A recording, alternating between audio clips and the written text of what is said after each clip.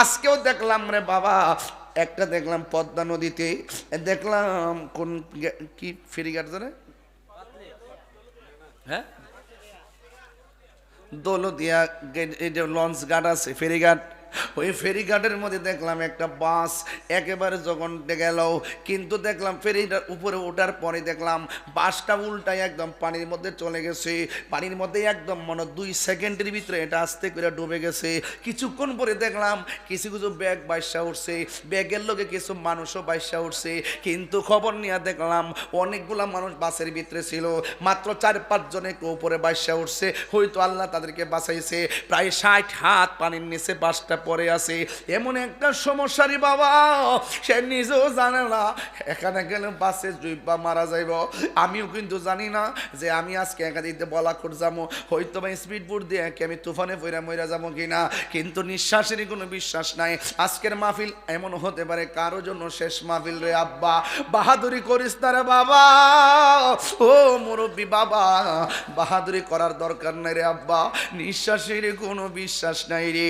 আমার বাবা চলে গেছে, 6 বছর হয়ে গেছে, কে কোন দিন কিভাবে মারা যাইব কেউ জানে না। ওই দিন দেখলাম ঈদের আগের দিন লঞ্চের ভিতরে মাথা লাগিয়া দেখলাম একটা লাশ একবার সিফার মধ্যে পইরা একদম শরীরটা ছিলতে ছিলতে ছিলতে ছিলতে অর্ধেক হইয়া কাইটটা যাইয়া নদীর মধ্যে পইরা গেছে। সে নিজেও জানে না এইভাবে নদীর মধ্যে তার মরণ হবে। আজকের মৃত্যুটা দেখা বাসটা যখন পানির নিচে ডুববা যায়, খবর নিয়ে দেখলাম এটার মধ্যে শিশুর অভাব নাই, অনেকগুলা শিশু ছিল বাসের ভিতরে। সে নিজেও জানতো না। একটা লোকে কয়, ও ভাইয়ের আমার, ও পুলিশ প্রশাসন, আমি এই আমার বাসের ভিতরে আমার সন্তান ছিল, আমার বাগ্নি ছিল, আমরা কিছু পাই আর না পাই আমার সন্তানের লাশটা আমার কাছে উঠাইয়া দেন। এটা কত বড় আর্তনাদের কথা। ও আল্লাহ, এমন ভাবে যারা মারা গেছে আল্লাহ তুমি তাদেরকে শহীদের মর্যাদা দান করে দাও। আল্লাহ আমরা রে এমন ভাবে হঠাৎ বিপদে ফালাইয়া মাইরো নাও। আপনারা জবান খুলে বলুন হায়াতের মালিককে। এই জন্য কে কোন দিন চলে যাব আমরা জানি না, কার কোন দিন বিপদ আসে আমি জানি না। আজকে আমার বিপদ, কালকে আপনারও বিপদ আসতে পারে। এই জন্য আমি প্রায় সময় মাহফিলে বলে থাকি, আমার মরণের কতদিন বাকি আমি জানিলাম না গো আল্লাহ, মরণের কতদিন।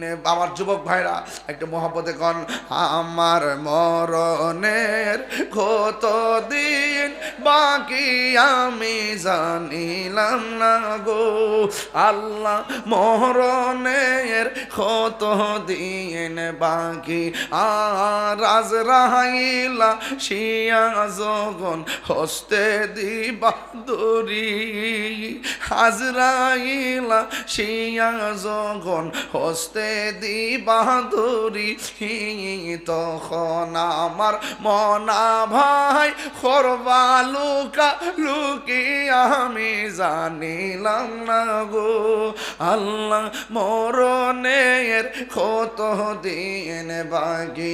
আর 40 দিনের আগে ভাইরে মৌতের নিশানি, 40 দিনের আগে ভাইরে মৌতের নিশানি, জমদূতে আইসা কাইরা নিব চোখে দিয়া আন্দি আমি জানিলাম না গো আল্লাহ, মরণের কত দিন বাকি, আমার মরণের কত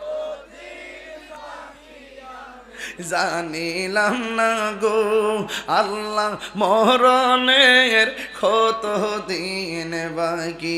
আর হায়াত হইল হাতে ভাইরে মত হইল পায়ে, হায়াত হইল হাতে ভাইরে মত হইল পায়ে, যেই জায়গা যার মরণ লেখা সেই জায়গা সে মরে আমি জানিলাম না গো আল্লাহ, মরণের কত দিন বাকি, আমার মরণের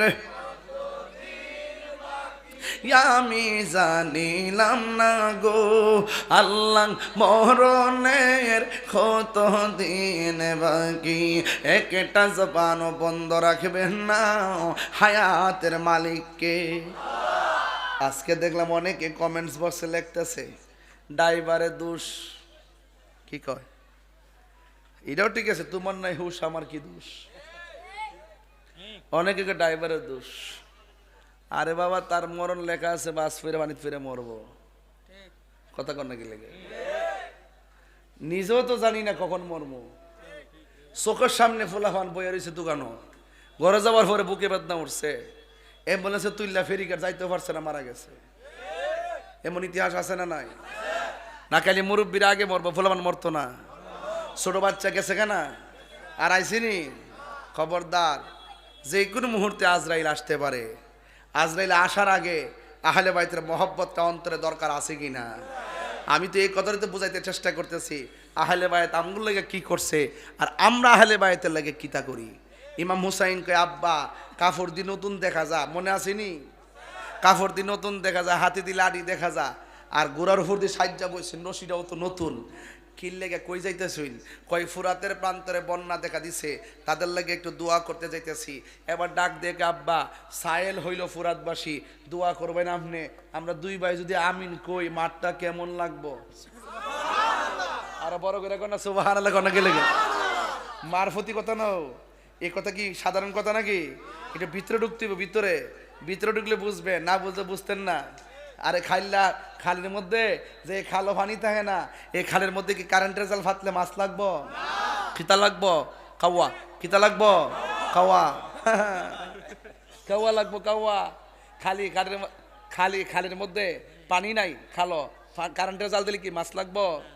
জাননি মন খালে বিলে থাকে না মিন, জল শুকালে কি আর হবে পাতাল দিলে। যদি মোহনাশক না থাকে, যদি মোহনাশক না, সময় গেলে সাধন হবে না।